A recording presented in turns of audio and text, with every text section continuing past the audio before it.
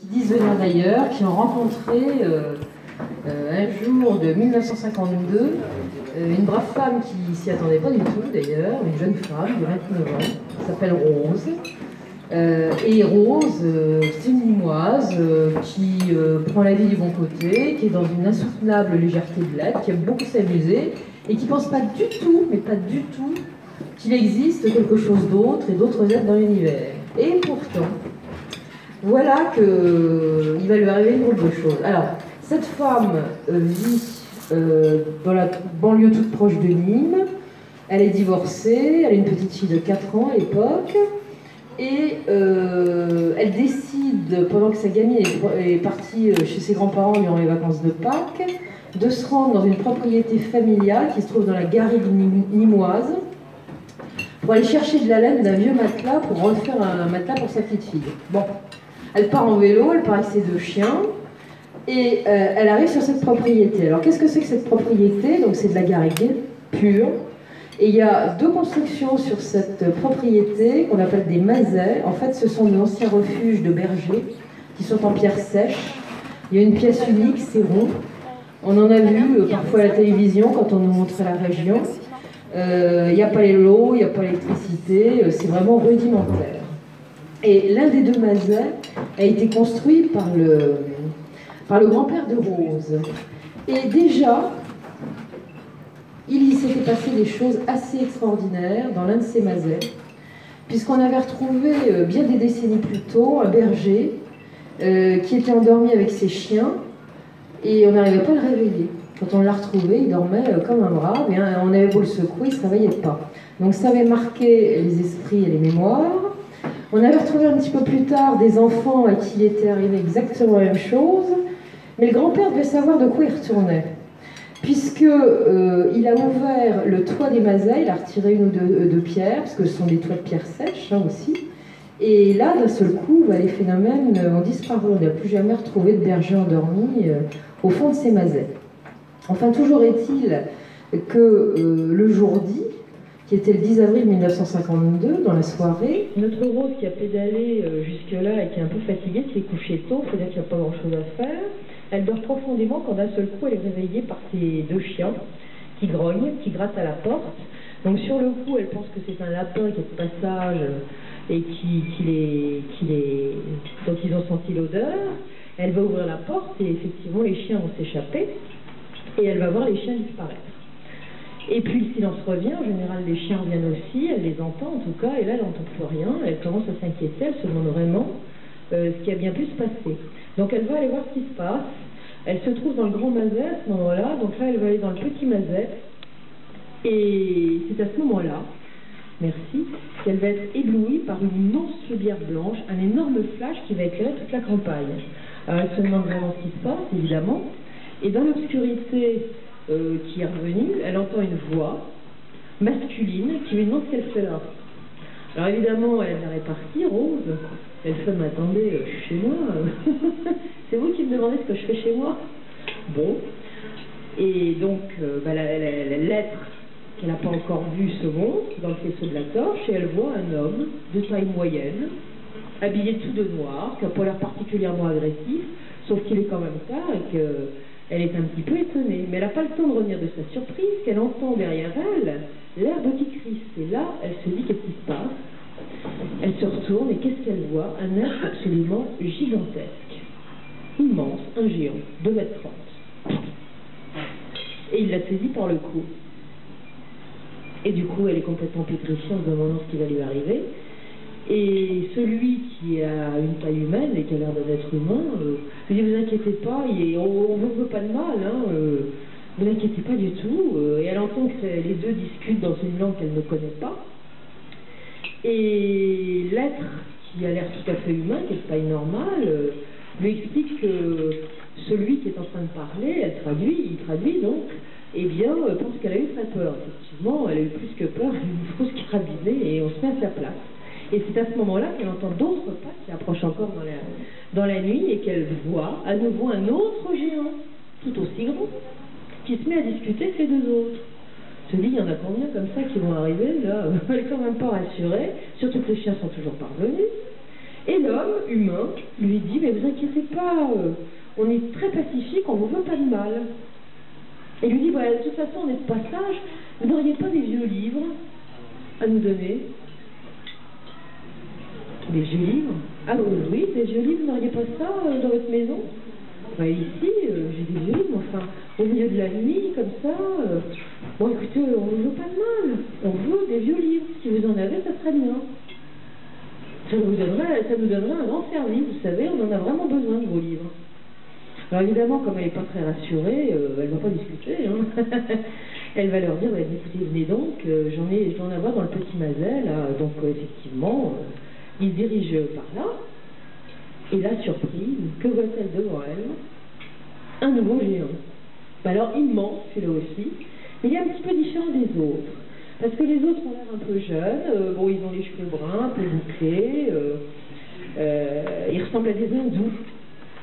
Celui-là, il est plus âgé, il est un peu voûté, il a un nez un peu plus fort, busqué, et il a l'air de se déplacer avec beaucoup de difficultés, il n'est pas comme les autres. Puis surtout, il a une particularité, c'est qu'au milieu du front, il y a une sorte de bille noire qui est incrustée dans son front, au niveau du troisième œil, finalement. Et tout le monde l'entraîne dans le petit Mazel pour avoir les livres. Et au moment de rentrer dans le petit bâtiment, elle dit, mais vous venez d'où? Alors il y en a un qui montre le ciel. Et à ce moment-là, elle lève le nez et elle voit la pleine lune. Elle dit, vous venez de la lune? Ah non, pas du tout, non, non. On vient beaucoup plus loin. Ah bon? Et vous venez d'où? On est dans les années 50. C'est la période où on parle beaucoup des Martiens, où ils sont... disons, caricaturés dans des tas de revues comme étant des petits hommes verts. Et là, ça les fait rigoler, les géants. Ils disent, c'est pas du tout des Martiens. Pas du tout, ça les fait marrer. Et elle se dit, oh, bah, finalement, ils sont sympas, ces gars-là. Ils arrivent de nulle part, ils viennent de je ne sais pas où, mais enfin, ils sont plutôt rigolos.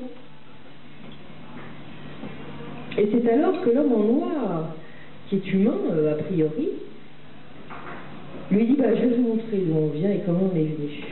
Et là, elle voit, dans la lumière de la torche, un immense engin circulaire qui a l'air d'un canotier. Donc c'est carrément la soucoupe, mais peut-être un petit peu avec des angles. Et ça lévite au-dessus du sol. Donc elle est complètement sidérée, elle se demande vraiment ce que c'est que ce truc-là. Mais l'homme en noir lui dit, bon écoutez, nous on est pressés, maintenant donnez-nous les livres, si ça ne vous dérange pas, et parce qu'on ne peut pas rester très longtemps. Alors il l'enferme dans le Mazel. Ils sont tous les quatre, plus elle ouvre l'armoire, elle trouve des bouquins, le Comte de Monte Cristo, de Dumas, Les Misérables de Victor Hugo, il y a également des journaux et un livre de vente de vêtements par correspondance. Bon, bah ils prennent tout. Ah bah non, peut-être pas Les Misérables parce qu'il est un peu rongé par les souris. Effectivement, il y a des souris dans le placard et elle était très gênée d'ailleurs qu'il y ait des souris dans son placard. Elle s'excuse. Elle dit bah, qu'elle les tuera le lendemain. Le géant, elle habille de verre au milieu, dit non, surtout faites pas ça. Bon bah alors, je leur donnerai à manger un peu plus. Surtout ne faites pas ça non plus, puisque vous touchez à leur indépendance. Je les trouve bien bizarres, ces géants. Et le dernier venu des géants est quand même peu ordinaire, elle se sent une familiarité avec lui. Et puis il y a quelque chose qui va l'étonner aussi, c'est que ces deux chiens sont revenus à ce moment-là, ils sont venus flairer le géant, ils sont mis à ses pieds, ils ont l'air de le connaître. Elle se dit, mais ils font jamais ça les chiens, qu'est-ce qui se passe? Elle est très étonnée, mais on ne lui laisse pas le temps de réfléchir. Et elle va demander du coup à l'instituteur qui a l'écoute parler, il s'exprime parfaitement bien en français alors que les deux autres ne parlent pas un mot de français, mais où il a appris le français. Et le garçon lui répond, bah, c'est très simple, je suis français. J'étais instituteur, et puis un jour je me promenais à la garrigue, là comme ça, puis je les ai rencontrés. Puis moi vous savez, je n'avais pas de famille, j'avais rien à faire de mon existence. Moi, je les ai suivis quand ils m'ont demandé si ça me plaisait de les suivre. Et depuis, je vais avec eux. Oh, vous êtes étonnés, vous êtes Vietnam quand vous les avez rencontrés, parce que vous avez l'air bien jeune. Effectivement, l'homme n'a pas l'air d'avoir plus de 30 ans. Ah, il dit non, je ne suis pas si jeune que ça. Hein. Puis d'ailleurs, maintenant, vous voyez, vous me donnez 30 ans, mais j'en ai 45. Ah bon? Elle lui dit oui, chez nous. Alors, Il lui parle comme s'il faisait partie de ces êtres qui viennent d'ailleurs. Mais chez nous, le temps ne compte pas du tout de la même façon. Ça marche différemment. Donc c'est pour ça que j'ai l'air plus jeune. Roussel s'interroge.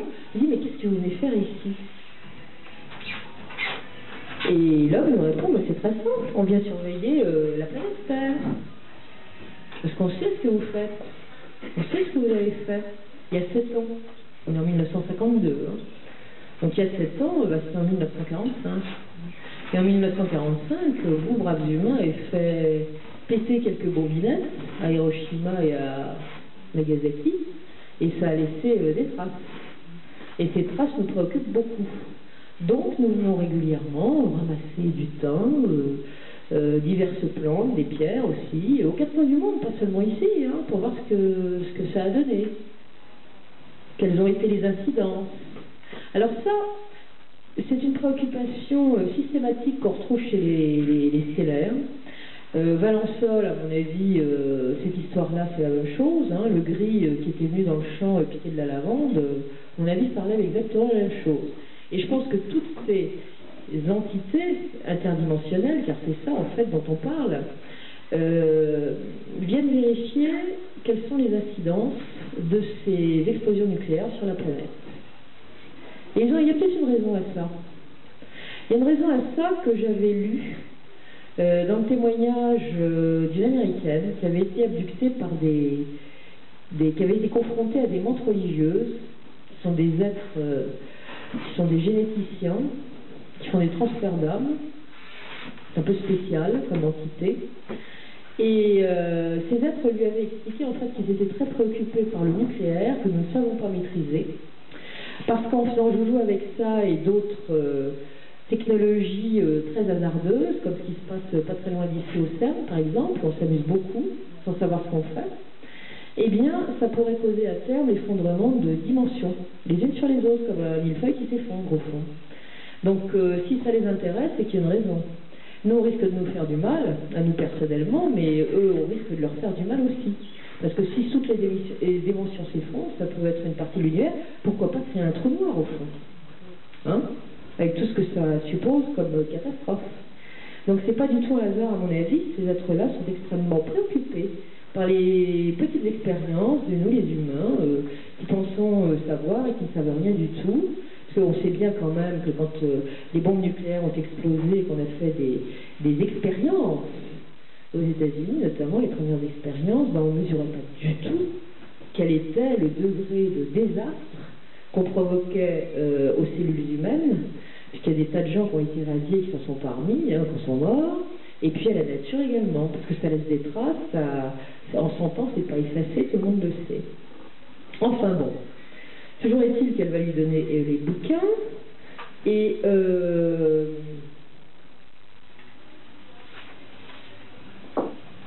que l'instituteur va reprendre son petit laïus. Il va lui dire, outre le fait que les humains s'amusent à faire n'importe quoi, ils apprennent également n'importe quoi à leurs enfants. C'est-à-dire qu'on leur parle beaucoup du passé, en permanence. On leur trouve des héros, Napoléon, Alexandre le Grand, on les met sur un piédestal. C'est toujours la même chose, ces êtres-là. Qu'ils ont fait? Ils ont fait de la conquête, ils se sont comportés comme des héros, mais ils ont fait combien de milliers de morts? Vous avez quand même des drôles de profils, vous les humains. Il oublie que lui en est un aussi. Hein. Mais à chaque fois que vous glorifiez quelque chose, c'est quelque chose qui est dans la puissance à la destruction. Vous allez peut-être quand même revoir votre copie et essayer de penser à autre chose. Et ça, c'est un fait. Alors, elle était un petit peu contrariée quand même. Parce que bon, c'est vrai que c'est troublant, vu comme ça, on n'y pense pas. C'est vrai que Napoléon, il est formidable. Mais quand on y regarde de près, il y a eu quand même des dégâts. Hein? Enfin bon, elle essaye de changer de sujet. Et l'instituteur lui dit, dites donc, votre planète là, ça vous dirait pas de la quitter? Vous savez, moi je suis partie, ça m'a changé la vie. Hein? Vous pourriez peut-être partir avec nous si vous voulez. Voilà, sur le coup, un petit peu inquiète. On ne parle pas vraiment des abductions en 1952. On parle des contacts. Donc c'est Skadamski, je ne suis pas sûre qu'elle était au courant, mais enfin bon, On parle de contact, mais on ne parle pas d'abduction. Mais elle sent qu'il y a une forme de danger, donc elle panique un peu. Et l'instituteur lui dit, mais de toute façon, vous êtes libre, hein. Alors elle réfléchit quand même, elle se rappelle de son père, elle voit sa petite fille qui n'est pas élevée, qui n'a pas de père qui s'en occupe, enfin bon bref. Et c'est là que le géant a la bille de verre sur le front, qui est télépathe évidemment et qui a capté ses pensées, lui dit, mais vous en avez vraiment besoin de votre petite fille et de votre père, vous ne pouvez pas les citer? Il dit, oui, c'est ma vie, ils ne pourront pas se passer de moi, ils ont besoin de moi tous les deux. Ah bon? Et il n'insiste pas. Effectivement, ces êtres-là sont spirituels quelque part, ils pensent dans le respect de la Terre, de l'univers, des êtres humains, de leur libre arbitre, donc ils n'insistent pas. Et puis, l'instituteur a parlé, comme s'il était lui aussi venu d'ailleurs, de ce qui s'est passé sur notre planète il y a bien longtemps. Il m'a expliqué que dans des temps très reculés, les géants en question qui sont devant eux sont des êtres qui sont venus ensemencer la Terre et qui sont venus déposer sur cette Terre ce qu'ils appellent des bannis, c'est-à-dire des gens qui posaient des problèmes dans leur société. Donc ils les ont exilés sur cette planète Terre, c'est une sorte de bagne. C'était des gens qui étaient grands comme eux, effectivement, à l'époque, et puis ils les ont laissés là, ils ont effacé leur mémoire, leur connaissance, parce qu'ils savaient fortement que ces gens, s'ils gardaient leur connaissance, ils feraient la même chose que chez eux, ils les trouveraient entre eux, ils feraient peut-être même pire d'ailleurs. Donc, ils vont les oublier pendant quelques millénaires, ces bannis, puis ils vont revenir avec une autre cargaison de bannis. Puis là, ils vont avoir une sacrée surprise, c'est qu'ils vont découvrir des géants. Alors des géants vachement plus grands qu'eux. Puis ils vont même s'apercevoir que, comme ils ont ensemencé la planète, ils ont apporté également des animaux, c'est que les animaux, ils ont drôlement grandi aussi, puis les plantes aussi, puis tout a grandi. Et là, ils sont vraiment sidérés parce que si chez eux, les choses sont passées dans le gigantisme, puisqu'un chat a à peu près la taille d'un tigre, sur la planète, c'était pas du tout prévu. Donc c'est une erreur qui s'est produite quelque part. C'est ce qu'ils disent à Rousset. Mais quelle erreur et comment? Elle n'en saura pas plus. Ce qu'elle va apprendre aussi, c'est que notre Terre a eu des épisodes extrêmement particuliers. L'instituteur va lui expliquer qu'à un moment, eh bien, notre planète avait besoin, pour connaître des saisons notamment, et un certain nombre de rythmes où la vie puisse s'opérer harmonieusement, ils ont emmené un satellite, une lune finalement. Et puis cette lune, elle s'est cassée la figure. Un jour, elle est tombée, elle a provoqué une énorme catastrophe et la Terre a beaucoup souffert, les humains qui étaient dessus aussi. Donc ils ont décidé, bien des siècles peut-être, ou des millénaires après, de venir reporter une autre lune qui était d'un autre système solaire et qu'ils ont placé en orbite et qui tient toujours puisque c'est la nôtre à l'heure actuelle. Ils vont expliquer qu'eux-mêmes ont une lune autour de leur planète qui est 3 fois plus grosse que la nôtre et qu'elle est nécessaire à la vie de leur planète. Alors, quand vous avez des êtres qui racontent des choses comme ça, soit ils racontent n'importe quoi, ce qui arrive très souvent d'ailleurs dans la bouche de ces êtres qui contactent les humains, il y a des fois des fantaisies qu'on peut vérifier comme étant telles, et puis de temps en temps c'est autre chose. Ça voudrait dire qu'il y a des civilisations qui sont nettement plus évoluées que la nôtre, qui sont capables de voyager dans l'espace et le temps sans le savoir, et qui sont peut-être capables de prouesses technologiques absolument invraisemblables. Et c'est pas la première fois qu'on entend dans la bouche d'êtres venant d'ailleurs, qui s'adressent à des contactés, qu'ils ont cette capacité à créer des planètes, qui sont des planètes usines parfois, c'est-à-dire où il n'y a pas de vie, mais qui sont des êtres vivants, qui sont capables de donner une énergie à leur planète, soit des planètes, soit des lunes, soit d'amener un satellite naturel ou pas, qui vient d'ailleurs, et qui vont mettre en orbite autour d'une planète. De plus en plus, il y a des gens qui se posent des questions sur les satellites qui sont notamment autour de Saturne, dans les anneaux de Saturne, parce qu'il y a quand même des drôles de trucs qui se baladent autour de Saturne. Puis on a vu des choses aussi un petit peu bizarres dans les anneaux de Saturne il y a quelques années. Il y avait quand même des vaisseaux, enfin des trucs qui pouvaient ressembler à des vaisseaux qui étaient complètement comme des règles, bien rectangulaires, et qu'on pouvait évaluer à plusieurs centaines de kilomètres de long. Donc, c'est quand même assez bizarre et ça n'a pas une forme très naturelle, tout ça.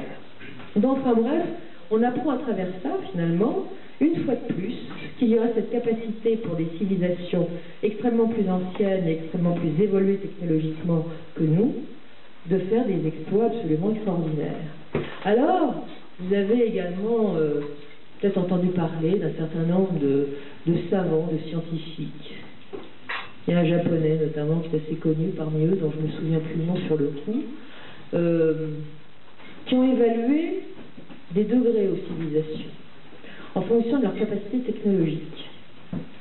Nous sommes une civilisation zéro. Pourquoi? Parce qu'on n'a pas encore les moyens technologiques de nous déplacer dans l'espace et d'avoir des performances sidérantes pour aller sur telle ou telle planète de notre système.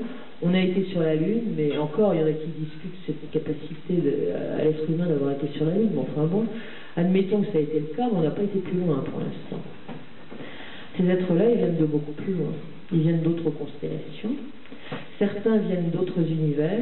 Certains contactaient vie qu'ils avaient eu à faire, et notamment Billy Mayer, je crois, avait eu affaire à une entité, une jeune femme qui lui avait expliqué qu'elle venait d'un autre univers. Alors un autre univers, c'est encore mieux, c'est même pas une autre galaxie. Donc il y a des civilisations de zéro, comme la nôtre, technologiquement zéro, et puis on va passer peut-être au niveau 1 avec une technologie qui nous permettra bientôt, peut-être grâce à des efforts qui viennent d'ailleurs, au niveau des connaissances, de pouvoir voyager. Et je parle de l'antigravité qui permet effectivement d'aller un petit peu plus loin que les modes de propulsion classiques. Et puis il y a ces civilisations 2, 3, 4.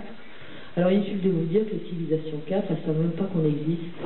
Elles doivent être dans des plans vibratoires extrêmement importants, et je crois qu'on n'est même pas le quart du dixième de leurs soucis, elles ne savent même pas qu'on existe. Enfin, c'est quand même assez particulier. Donc ces êtres-là, là, les géants, apparemment, viennent de loin, ont des capacités et sont beaucoup plus anciens que nous. Toujours est-il que l'instituteur poursuit. Il poursuit en disant, il y a un problème également chez les humains, on le sait, c'est que tous les 12 000 ans, ils se font péter la planète. Il y a un cataclysme absolument épouvantable qui intervient. Parce qu'avant vous, les hommes modernes qui pensaient tout savoir, il y a d'autres civilisations extrêmement évoluées qui sont venues et qui ont fait des catastrophes au point de faire disparaître leur propre civilisation et de mettre en péril l'intégralité de l'humanité. Il y a eu quelques survivants dont vous êtes les descendants. La dernière fois, c'était quand même il y a 11 357 ans. En 1952, allez, on met 50 ans de plus bien tassé, 60. Donc on approche. Encore 600 ans et on y est. Bon. Donc c'est problématique. On sait bien qu'il y a eu des civilisations antédiluviennes, on en parlait tout à l'heure à table. Bien sûr qu'il y a des traces sur la planète. Bien sûr qu'il y a des choses qui sont cachées sous la Terre. Bien sûr qu'il y a des choses qui ont été découvertes. Bien sûr que l'archéologie dit ce qu'elle a envie de dire et qu'elle donne des explications qui commencent à être mises en cause, mais avec beaucoup de difficultés.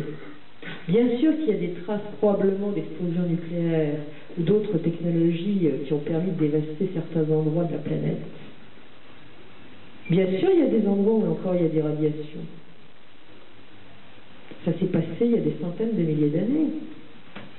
Je suis convaincu que l'Atlantide et nous ont existé dans des mondes antédiluviens.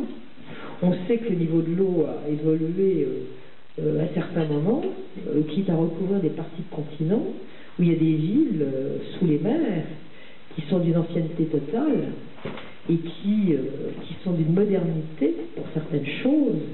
On retrouve les mêmes pierres au large du Japon que celles qu'on retrouve sur les plateaux boliviens, dont on dirait, pour certaines, qu'elles ont été moulées. Vous savez, quand il y a des immeubles en béton qui sont construits, maintenant on les amène on amène un mur, un escalier tout fait, vous savez, en béton. Vous retrouvez des trucs sur les plateaux boliviens qui sont comme ça. Vous retrouvez la même chose dans des fonds sous-marins. Même sur le mur de Bimini, qui était retrouvé au large de la Floride, qui est censé si on en croit les prédictions d'Edgar Cayce avoir appartenu à l'Atlantide, on retrouve des arêtes d'une extrême précision sur ces pierres, qui sont gigantesques, cyclopéennes. Il y en a dans le monde entier, on en trouve partout. Elles sont ajustées au millimètre. Donc bien sûr, il y a eu des technologies dans des temps très anciens qui ont permis ces constructions. D'où viennent-elles? En tout cas, ça a été anéanti, ça c'est certain. Et ça veut dire que l'humanité n'ayant rien compris, régulièrement, elle se fera sauter le caisson, dans la joie et la bonne humeur, et peut-être c'est ce qui se prépare à côté, parce que moi je suis très inquiète, moi, des trucs du CERN, là où ils font des petits trous noirs, des petits machins, des nains. On ne sait pas trop ce qu'ils fabriquent. Et d'ailleurs, ça pose problème. Ça pose problème aux stellaires. Il y a souvent des apparitions d'OVNI là au-dessus de Genève, hein, et au-dessus du CERN en particulier. Puis il y a eu un petit truc qui s'est passé il y a quelques jours, donc quelqu'un viendra nous parler tout à l'heure en direct, puisqu'il l'a vu. Ça bouge. Il y a certainement une raison à ça. Donc on n'est pas au bout de nos peines dans l'humanité. Enfin bon, on va continuer avec Rosset. Rosset qui est complètement effondré de ce qu'on lui raconte. Que cette humanité dont elle fait partie, finalement, est cruelle, qu'elle peut carrément s'anéantir. Et le géant, à la bille de verre, vient la voir et lui dit « Mais vous avez tort, vous savez, parce que vous avez une planète absolument merveilleuse. Il y a des tas de planètes dans l'univers, mais la vôtre, elle est unique. Il y a les plus belles choses qui soient. » Et lui, ça d'une telle façon qu'elle en a l'âme retournée, elle commence à pleurer. Il y a le grand géant qui lui essuie les larmes en lui disant « Mais ne soyez pas triste. » Et il voit qu'elle continue à pleurer. Alors il va mettre la main sur son crâne, sur le haut de son crâne, et puis ce grand géant, il a une sorte de boîte autour du cou qui lui arrive sur l'estomac, des boutons qui commencent à manipuler, et d'un seul coup, elle se sent mieux. Elle se sent comme une sorte de légèreté. Et puis bon, ça la détend, elle est sortie un petit peu de son émotion, et puis probablement pour la distraire encore de sa peine, les visiteurs vont la sortir du maza et lui dire bah, « Attendez, on va vous faire d'autres expériences. » Ah bah non, attendez 2 minutes. Le vieux géant va demander à un autre d'aller chercher une pierre à l'extérieur. Il va ramener une énorme pierre, 50 kilos au bas-mont, où elle met sa clé en dessous, là, quand elle part, elle laisse toujours la clé du mazet sous une pierre, et c'est sous cette pierre-là qu'on est en train de lui ramener, qu'elle laisse donc habituellement sa clé, qu'on lui ramène, qu'on lui met sur la table. Et lui dit, bah, vous allez regarder ce que je suis capable de faire, tiens, ça va être drôle, ça va vous distraire. Et on remanipule ces petits boutons, et paf, plus de pierre sur la table. Oh, bah, comment il a fait ça? On ouvre la porte, et la pierre est à sa place. Alors ça veut dire quoi? Ça veut dire qu'ils ont une capacité, c'est de déplacer la matière, de déplacer des pierres. On en parlait tout à l'heure à table, on se disait les pyramides, tiens, c'est la grande énigme. D'abord, ça sert à quoi? Ça, on ne va pas se lancer parce qu'on n'en sait rien, puis on ne le saura pas ce soir. Mais on peut lancer l'hypothèse de la façon dont ça a été construit, comme tous ces trucs cyclopéens. On disait tout à l'heure, enfin, c'est une hypothèse que j'ai donnée, mais c'est peut-être pas ça du tout. Mais avec le son, qu'est-ce qu'on peut faire? Est-ce qu'on peut changer l'ordre des choses? Est-ce qu'on peut manipuler une matière, les atomes et tout ça? Est-ce que ça peut arriver au cordeau? Se placer au millimètre près, se déplacer comme une plume parce qu'il n'y a plus de masse, il n'y a plus de poids? Ben là, c'est ce qui est en train de se passer parce qu'ils vont refaire encore une petite expérience avec elle. C'est qu'ils vont s'amuser à faire tourner des pierres avec le fameux petit objet que le géant a sur l'estomac. Et là, il va y avoir une réaction des chiens qui vont partir en faisant caille-caille et qui vont disparaître. On sait que les chiens, ils n'aiment pas les infrasons et les ultrasons. Hein. Peut-être ça le secret qui fait voler les pierres, qui fait qu'elles n'ont plus de poids, qu'elles sont légères comme des plumes, au point que Rosset, elle va s'amuser à les faire tourner dans l'air. Il y a un truc, mais ça, il savait faire. Sauf que pour savoir faire, il faut avoir de l'expérience, il faut avoir du temps, il faut avoir de l'ancienneté, et ça, ils viennent de loin. Puis il va y avoir une dernière anecdote qui va être rigolote, c'est que là, ils sont pressés de partir, parce qu'ils vont lui expliquer d'ailleurs avant de repartir que la Terre, c'est très lourd pour eux, qui a trop d'énergie lourde, qui sont pas bien et ils ont toujours hâte de rentrer chez eux. Mais avant de partir, l'instituteur va demander à Rossé si elle n'a pas un peu de monnaie. Alors là, surprise du chef quand même, de la monnaie, oui, oui. Alors elle a 2 billets dans sa poche, il leur donne.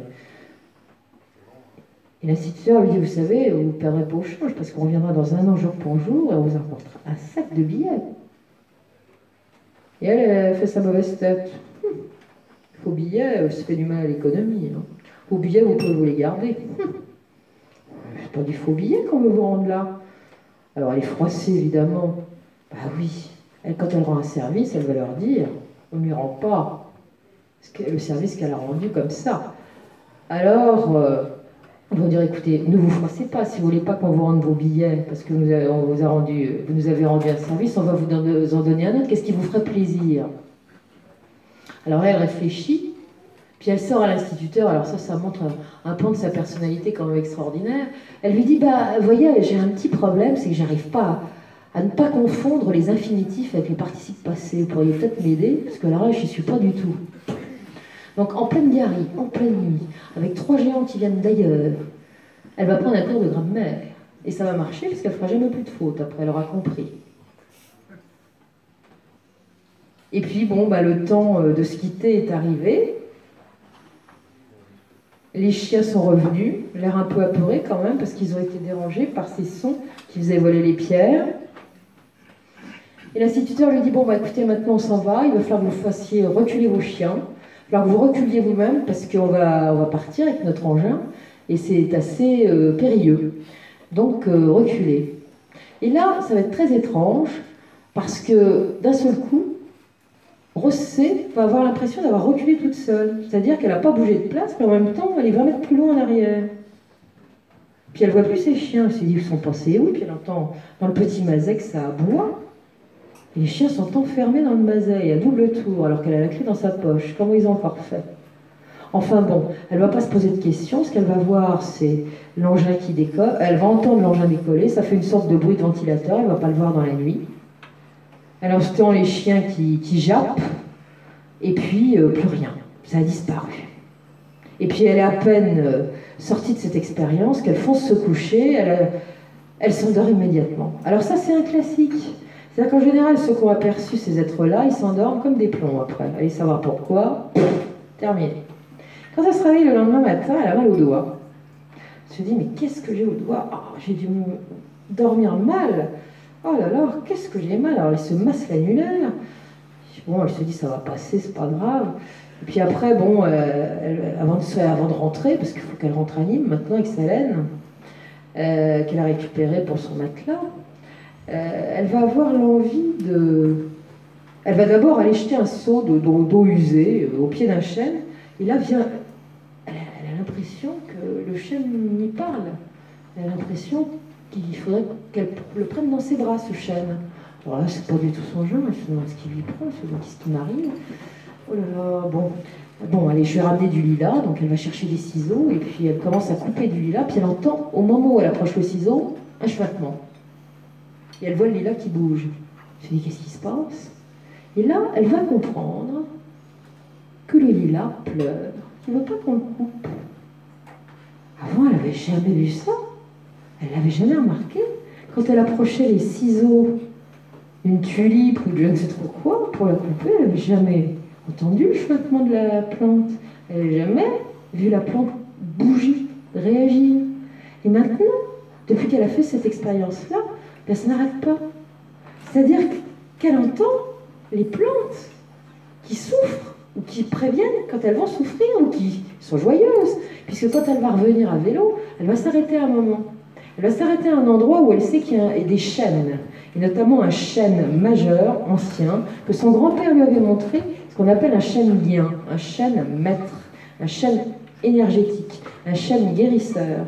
Et ce chêne, elle va aller le voir, et elle va se mettre contre lui, et elle va entendre le chêne chuter, mais de bonne heure cette fois. Elle rentre chez elle à Nîmes, elle raconte son histoire à son père, en pensant qu'il va la prendre pour une dingue. Et le père, non, il la prend pas pour une dingue. Au contraire, il la prend très au sérieux parce que ça lui rappelle un truc, son père. Son père, après la guerre de 14-18, quand il revient de Verdun ou d'ailleurs, à qui il va arriver des drôles de trucs dans cette garrigue. Alors le père cherchait de l'eau, parce que c'est vrai que dans la garrigue c'est un peu sec, les puits il n'y en a pas des masses, il faut abreuver les moutons et les chèvres. Alors il va creuser un premier puits, c'est un travail de forçat, il va déplacer des pierres, il va faire sauter des tas de trucs, c'est un travail terrible. Le père de Rose est gamin, il voit tout ça, et le père a à peine fini de creuser son premier puits qu'il annonce au gamin qu'il va en faire un deuxième. Son fils lui dit, mais attends, t'as pris un coup de chaud, papa, qu'est-ce qui te prend là? Tu vas pas nous en faire un deuxième? T'as vu dans quel état tu es? Un seul suffit? Il dit, non, viens voir, je vais te montrer un truc. Il est là parti de la garrigue, et qu'est-ce qu'il voit? Une espèce de trou, 20 cm de diamètre, des parois très lisses, creusé comment on ne sait trop rien. Le père prend une ficelle, met une pierre au bout et jette dans le trou. Et quand il remonte la ficelle, il y a 10 mètres de profondeur et la ficelle est mouillée au bout. Ce qui veut dire que le puits est creusé, mais comment et par quoi? Parce que pour arriver à faire un trou de 20 cm de diamètre avec des parois lisses comme si elles avaient été polies, avec le matériel de l'époque et même maintenant, c'est impossible à faire. Surtout dans la roche où ça a été creusé. Donc ça avait marqué le père de Rose quand il était gamin. Et il lui dit, mon père, on a essayé de lui faire lâcher le morceau. Lui dire, mais comment tu as fait? Il n'a jamais voulu le dire, il est mort comme ça. Jamais il n'a livré son secret. Donc, le père va lui dire, écoute, je pense que mon propre père a été approché, peut-être par les mêmes êtres, qui eux t'ont approché cette fois, Rose, donc je te crois. Mais les effets ne s'arrêtent pas là. Rose, après cette histoire-là, est un peu contrariée par tout ça. Et puis elle va être encore plus contrariée par autre chose. C'est quelques jours plus tard, son doigt la fait un peu moins souffrir, son annulaire, là. Peut-être c'est à la main droite. Et elle décide de couper une jupe, donc elle a un bout de tissu qu'elle met sur la table, et pour pouvoir couper, elle plaque sa main, et elle prend ses ciseaux, et au moment où elle plaque sa main, elle dit « Oh là là, qu'est-ce qui se passe? Qu'est-ce qui m'est arrivé ?» Et elle s'aperçoit que son annulaire droit est aussi long que le majeur, peut-être plus long même encore. Son doigt a poussé. Je me suis dit, j'ai la berlue, elle regarde son autre doigt, non, elle n'avait jamais remarqué ça. Puis elle remarque surtout qu'elle a dans le creux de la main, dans la paume, une cicatrice. 1,5 cm au milieu de la main. Qu'est-ce qui m'a fait ça? Bon, je crois qu'il ne faut pas sortir de Saint-Cyr pour avoir compris. C'est qu'elle a certainement vu un certain nombre de choses de façon consciente qu'elle a retenues. Puis il y a une partie du programme, là, qui l'amenait probablement ailleurs et qui a fait qu'il y a eu une intervention sur sa personne. Cette fameuse nuit où elle était approchée par ces géants. Alors dans quel but, on n'en sait rien. C'est pas la première fois que des gens qui ont été abductés ou approchés ont des annulaires qui poussent. C'est pas récurrent, c'est pas fréquent, mais c'est arrivé. Alors dans quel but, on n'en sait rien. En tout cas, ça a suffisamment intéressé l'ufologie française, classique, je dirais, pour que ce cas de Rosset, et vous allez voir qu'il n'est pas banal, parce que pour l'instant ça a bien commencé, mais la suite est encore meilleure. Donc cette ufologie classique, et notamment la revue Lumière dans la nuit, Joël Ménard s'en soit intéressé. Il y a eu 2 articles qui remontent à quelques années maintenant, qui ont été écrits sur le sujet, sur cette femme, qui est tout à fait digne de foi, qui n'est pas du tout une dingo, et pourtant, ce qu'elle a raconté dans son livre, qui s'appelle Rosset et les extraterrestres, c'est une histoire absolument étonnante, épatante, troublante, mais alors sidérante. Franchement, mais en même temps, on ne peut pas ne pas la croire. Et Jimmy Dieu, dont vous avez certainement tous entendu parler, et puis Guy Tarade, qui est quelqu'un que j'aime bien, dont j'aurais bien aimé pouvoir parler avec lui de Rosset, ont essayé de la faire parler. Je pense que Guy Tarade a eu certainement des informations qu'elle n'a pas écrites dans ce livre. Parce que, pas sur cette rencontre rapprochée, mais sur d'autres choses que je vais aborder très brièvement, elle n'a pas tout dit. Et d'ailleurs, quand on la lit, on sent bien que tout n'est pas dit. Il y a des secrets qu'elle n'a certainement pas pu divulguer. Il y a des secrets qu'elle a certainement dit à Tarade, et j'aurais bien voulu en causer, et je crois que j'y arriverai jamais. Mais c'est un mystère. Mais en tout cas, elle a été prise au sérieux. Et alors, elle va avoir des effets stupéfiants à cette rencontre. Dans les jours qui suivent, dans les semaines qui suivent, elle va avoir des acouphènes, elle va sentir parfois ses paupières devenir lourdes, elle va se trouver paralysée, et elle va voir sur ses paupières closes comme un écran de télé violet qui s'ouvrirait. Et là, elle va commencer à avoir des symboles, des figures géométriques, un cercle, un losange, un carré, un rectangle. Et puis il y a d'autres symboles, plus et moins, qui s'affichent. Et au fur et à mesure que ces symboles s'affichent à l'intérieur de ses paupières, s'effacent. Elle se dit, mais qu'est-ce qui m'arrive encore? Et tous les soirs, ça recommence. Et elle est paralysée, et elle est dans un espèce de sommeil, et c'est le cinéma. Au bout de 3 mois, elle se décide à aller voir un médecin à qui elle va expliquer sa pathologie, qui la regarde et qui lui dit, écoutez ma brave dame, mais ça, j'ai pas ça en stock. J'ai jamais entendu parler de ça. Ça doit pas être bien grave, hein. Mais ça, je peux pas vous donner de diagnostic là-dessus. Je peux pas empêcher ça parce que je sais pas ce que c'est. Et ça se reproduit inlassablement. Alors elle met, les figures ont toujours un ordre. Alors elle va les mettre dans le désordre, un jour pour voir. Mentalement, elle pense qu'ils sont pas dans le même ordre. Et là, elle va avoir le symbole apparaître moins. Donc tu as compris maintenant que ça veut dire non. Alors elle va remettre les choses dans l'ordre. Là, elle aura le symbole plus. Ah, ça commence à communiquer. Et puis elle va faire un certain nombre d'exercices, plus, moins. Et puis quand elle réussit, il y a marqué bravo. Ça commence à faire des lettres. Ça fait des mots. Un jour, elle va voir apparaître sur son écran intérieur BOFIS, B-H-O-F-I-S. Alors elle réécrit le mot, et là, erreur. On lui dit non. J'ai recopié, je ne comprends pas. Puis elle va comprendre. C'est que les lettres, elles ne sont pas bien dessinées. Donc elle a écrit RAOFIS, et non pas BOFIS. Donc elle va se concentrer encore plus maintenant. Elle va remettre les choses dans l'ordre. Et puis elle va pouvoir faire des mots. Puis elle va y avoir des réponses.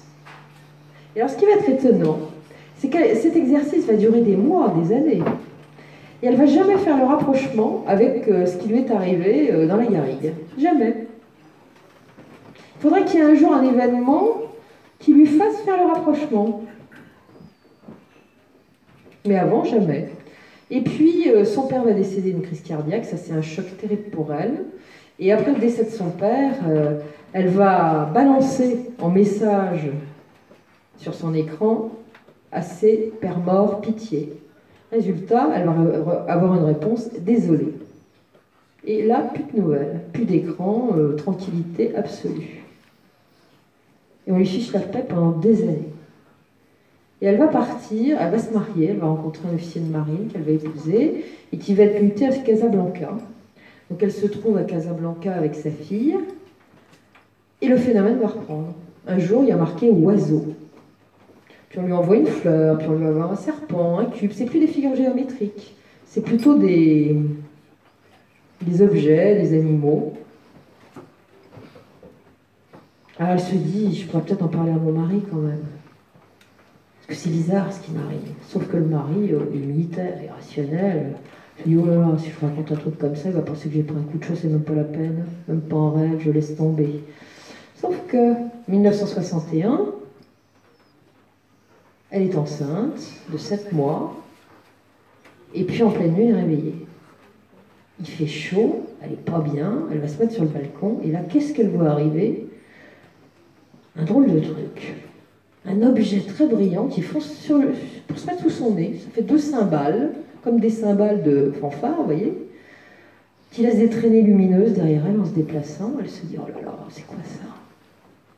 Puis elle se se dit, je vais aller chercher mon mari et tout. Et au moment où elle se dit qu'elle va le réveiller, oh, elle a prise une nausée épouvantable, elle tente d'arriver au balcon et je ne vous raconte pas la suite. Et les cymbales disparaissent, avec les nuées derrière. Là, elle se dit, il va falloir quand même que j'en parle à mon mari. Elle va attendre le lendemain quand même. Elle va attendre le lendemain et puis, puis non, je ne peux pas lui en parler, parce que si je lui en parle, il va me prendre pour une folle, il va me dire que j'ai mon instant colonial, c'est pas possible. Donc le lendemain, elle est à la plage, c'est dimanche, il fait chaud, tout le monde se baigne, elle est sous son parasol en train de somnoler, quand d'un seul coup, elle se sent paralysée. Tiens, ça, elle connaît, c'est comme d'habitude. Et là, c'est terrible parce que là, c'est du cinéma qu'elle va avoir sous les paupières. On n'est plus sur les mots et les symboles, ni quoi que ce soit d'autre. Elle voit carrément un avion qui vole au-dessus de l'océan. Puis il y a des éclairs, et puis il y a vraiment un gros éclair qui va percuter l'avion. Elle va voir l'avion exploser et tomber dans la mer. Et là, quand elle ressort de ce truc-là, d'abord, elle est déparalysée d'un seul coup et elle est complètement retournée. Donc elle va parler à son mari d'une seule traite de tout ce qui lui est arrivé. Tout, sauf la rencontre avec les géants, comme si c'était un secret qu'elle ne pouvait divulguer. Elle va raconter tout ce qui lui est arrivé, et ces trucs d'écran, tout ce qui lui est arrivé. Le mari l'écoute avec attention, il est un peu sceptique, je lui dis, écoute, t'es fatiguée, t'es enceinte. Tu sais, les femmes enceintes, des fois, elles ont des trucs bizarres dans la tête, ça doit être ce qui est en train de t'arriver, ma pauvre chérie. Ça ira mieux demain, t'inquiète pas. Sauf que le lendemain, ça va beaucoup moins bien, parce que il y a un avion à côté de l'aéroport de Dakar, un Super Constellation, qui est en approche, et puis la tour de contrôle lui dit, écoutez, il y a un peu trop de monde, faites un tour de plus. Sauf qu'il y a un orage, la foudre tombe sur l'avion, il se casse la figure dans l'océan en explosant, et il y a 100 morts. Ça, évidemment, le mari est un peu troublé. Mais il va lui dire quand même que c'est une coïncidence. Sauf que ça recommence, le film, 2 jours après. Et là, elle lui en reparle, elle dit, tu sais, il y aura une autre catastrophe. Et là, le mari dit, écoute, arrête tes histoires, une fois, mais pas deux. Bah oui, sauf que 8 jours après, c'est un Boeing qui prend la mer, avec 120 personnes à bord. Boum, terminé. Mais pour autant, le mari est résistant, ça ne l'intéresse pas du tout. Puis elle va avoir à nouveau des contacts avec ses paupières, sous ses paupières. Puis un jour, elle va dire, mais qui êtes-vous ? Et là, elle va voir apparaître sur son écran personnel un faune. Vous savez, les faunes, ces espèces d'êtres qui sont sur 2 pattes de chèvre, qui sont moitié humains, moitié animal. Elle ne comprend pas du tout. Et puis elle va voir apparaître un autre mot, Edaïr. E-D-A-I-R. Et puis elle va voir apparaître également Alpha. A-L-P-H-A. Qu'est-ce que c'est que ce charabia ? Elle ne comprend rien. Elle comprendra plus tard quand même l'explication. Quand elle en saura un petit peu plus, parce qu'il va lui arriver encore des tas d'autres choses, puis elle va s'inscrire, pour y comprendre quelque chose, une association ufologique qui s'appelle Véronica, et c'est là qu'elle apprendra en fait ce que ces êtres ont essayé de lui dire. En fait, le faune, c'est un centaure, c'est ça qu'elle a vu. Alpha du Centaure. Et comme on sait, c'est qu'Alpha du Centaure, c'est la plus proche constellation qui se trouve par rapport à notre système à nous, 4,3 années-lumière si j'ai bonne mémoire. Et là, on soupçonne d'ailleurs qu'il puisse y avoir la vie, parce qu'on a trouvé des exoplanètes dans ce coin-là. Et il y a eu également d'autres contactés qui ont parlé d'êtres qui venaient de ce système d'Alpha du Centaure. Donc il y a probablement des êtres vivants, intelligents, évolués, qui viennent de là-bas, et probablement ces géants. Alors Edaïr, ça doit être leur planète, certainement. En 1974, elle va... Alors après ça, elle va avoir que des visions prémonitoires. Elle va prédire des tas de trucs qui vont arriver systématiquement. En 1974, un jour, elle a la vision de quelque chose qui s'effondre, comme d'une tempête de neige. Le soir d'actualité, c'est le toit de l'aéroport de Téhéran qui s'est effondré parce qu'il y avait eu trop de neige sur le toit, ça s'est cassé la figure, il y a eu je ne sais pas combien de morts. Puis un jour, elle va voir autre chose. Elle va voir comme des hommes qui tournoient dans des cuves. Ils ne sont pas morts, ils ne sont pas noyés, mais elle sent que ça ne va pas du tout. Ça lui fait penser au naufrage d'un navire, bien que ça ne ressemble pas à ça. Et puis, elle va avoir son mode de communication habituel, les paupières fermées, et puis va s'afficher sur les paupières redoutable et gégère. Et là, elle se dit, qu'est-ce qui se passe? Gégère, gégère. Et lui vient, dans une fulgurance, l'idée de l'atome, compteur gégère, qui mesure la radioactivité. Et là, elle a compris. Elle va poser la question, est-ce que je ne me suis pas trompée? Et là, on va lui répondre, non, tu t'es pas trompée. Et alors, elle veut savoir quand est-ce que ça s'est passé. Et là, elle voit 4 barres s'afficher. Elle comprend que ce sont des jours. C'est le 19 décembre 1974 qu'elle a reçu ça. Donc elle se dit, c'est passé il y a 4 jours, c'est telle date que ça a pu se passer. Donc elle va prévenir quelqu'un. Puis alors ça va être d'autant plus drôle parce qu'en communication, elle va avoir un remède qui va lui arriver sur son écran personnel. On dit qu'il faut que les personnes qui ont été atteintes prennent des bains de magnésium dilué dans de l'eau à 50 degrés. Qu'ils boivent également du magnésium dilué plusieurs fois par jour pendant un bon moment. Alors elle se dit, il faut absolument que je puisse transmettre ce message. Et elle va transmettre ça au président de l'association qui s'appelle Charles Bouiron. Et Charles Bouiron, il connaît le commandant du Redoutable. Et il va y écrire une petite bafouille pour lui dire, bon, écoutez, je connais quelqu'un, voilà ce qui se passe, voilà ce qu'elle m'a dit. Et voilà ce qu'elle a préconisé. Enfin, vous comprenez, quoi. Et ça pourrait être arrivé entre le 11 et le 18 décembre 1974. Puis alors là, Bouiron, il va être content parce que dans le Midi Libre, il va y avoir un article qui va faire état, effectivement, d'un petit problème qui est arrivé alors que le Redoutable était en carénage à Brest. Et il y a eu effectivement 5 marins ou 5 nettoyeurs irradiés. Et figurez-vous que le commandant du Redoutable, il va répondre dans une belle lettre à Bouiron, il va dire, bah oui, mon cher. Sauf que c'est pas trop grave, vous inquiétez pas, mais j'ai transmis au médecin-major les préconisations données par... C'est d'abord, soit dit en passant, c'est très intéressant, cette histoire. Oh, la télépathie, c'est magnifique, hein. Mais bon, le médecin-major a dit qu'il aurait effectivement préconisé ce traitement, qu'il a appliqué d'ailleurs à ces gens-là. Il devrait aller mieux. Pour soigner les irradiés, ça peut être une bonne idée. Puis tant qu'il y est, le commandant du Redoutable dit donc, votre dame, vous pourriez peut-être lui demander, les ovnis, là, ils ont un mode de propulsion, alors il pourrait peut-être se renseigner pour voir comment ça marche. Ah bah oui, oui, je vais lui demander, hein, alors où c'est que ça marche comment, votre truc? Et elle va recevoir H8, H majuscule, et puis HG minuscule. Puis ces figures géométriques, un triangle, un carré, un cercle, un cylindre. Puis alors là, ça va se gâter parce qu'elle va avoir une lame de scie bloquée et un étau d'établi en train de vibrer. Je parle d'un message. C'est pas clair que l'homme de l'eau de roche, elle est complètement sidérée. Elle se dit comment je vais pouvoir traduire ça. Enfin, elle dit, bah écoutez, Bouiron, mon cher, voilà ce que j'ai reçu. Alors bon, Bouiron lui dit, ah bah G, c'est le symbole du mercure. Alors le mercure, quand même, c'est intéressant. Parce que chez les alchimistes, il y a une propriété.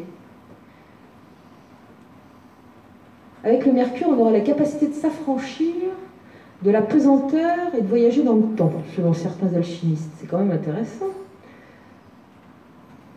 Alors effectivement, bon, la lame qui vibre, vibration.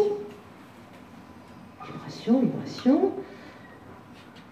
Bon, vibration, mercure. Ah, mercure, c'est intéressant quand même, parce que on sait maintenant, par certains autres contactés, qui ont été dans des ovnis, et par des ovnis qui ont été crachés, qui ont été récupérés, et que certaines personnes auraient pu examiner ou auraient vu des rapports, c'est que ça pourrait fonctionner, ces moteurs anti-gravité, au mercure ionisé ou au vapeur de mercure. C'est intéressant quand même. Il n'y a pas très longtemps, on a retrouvé sous une pyramide maya une sorte de piscine remplie de mercure. Alors là, il y en avait un paquet, hein, il y avait une mètre cube. Bon. Donc, l'antigravité, le système antigravité, ça peut peut-être marcher au mercure et avec un certain nombre d'autres choses. Alors, Rose, pendant des années, va fréquenter cette association Véronica qui va adorer la voir comme cliente, puisqu'il va lui arriver d'autres choses dont je ne vais pas parler ce soir. Vous retrouverez ça sur Nurea TV. J'avais parlé de Rosset, du gardien de la connaissance, mais je vais quand même vous appâter, parce que c'est quand même très étonnant. Parce qu'un jour, elle va au marché, la Rosset. C'est un matin de 1975. Elle a ses petits poireaux dans son panier, elle rentre chez elle, elle risque de rater son bus, donc elle se grouille avec son petit panier pour être à l'heure et rentrer dans son bus, et là, boum, électrisée. Elle se dit, mince, j'ai dû marcher sur une plaque EDF. Elle a beau chercher partout, il ne se passe rien, elle ne la voit pas, et elle se rend compte que c'est au niveau de la tête que ça ne va pas. Elle ne se comprend pas du tout ce qui lui est arrivé. Elle rentre chez elle, sauf que le lendemain matin, vers 6 heures, elle se sent paralysée soudainement, et elle se retrouve en train de flotter au-dessus d'un désert de sable.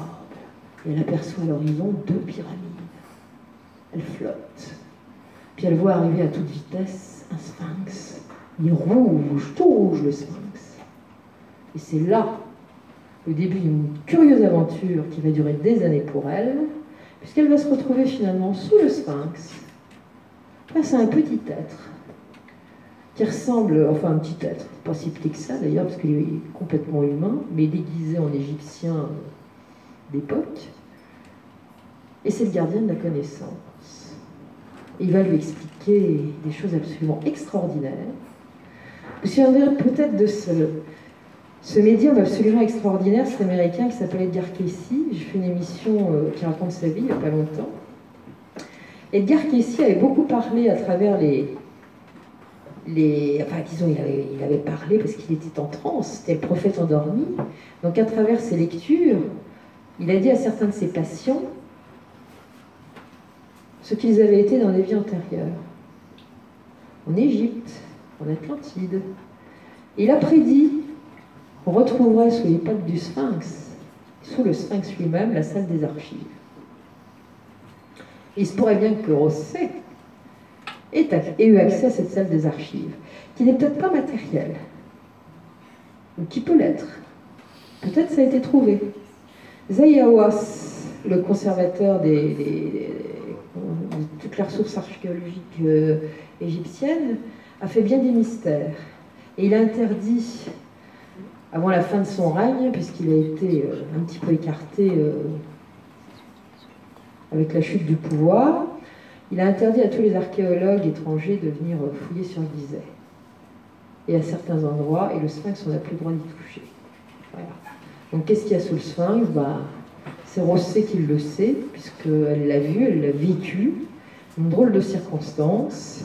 Je pense qu'elle n'a pas tout dit, là non plus. Et ça, je vous le raconte sur YouTube. Soit on n'a pas trop de temps, parce qu'à 11h, il faut que ce soit terminé. Et on avait pensé avec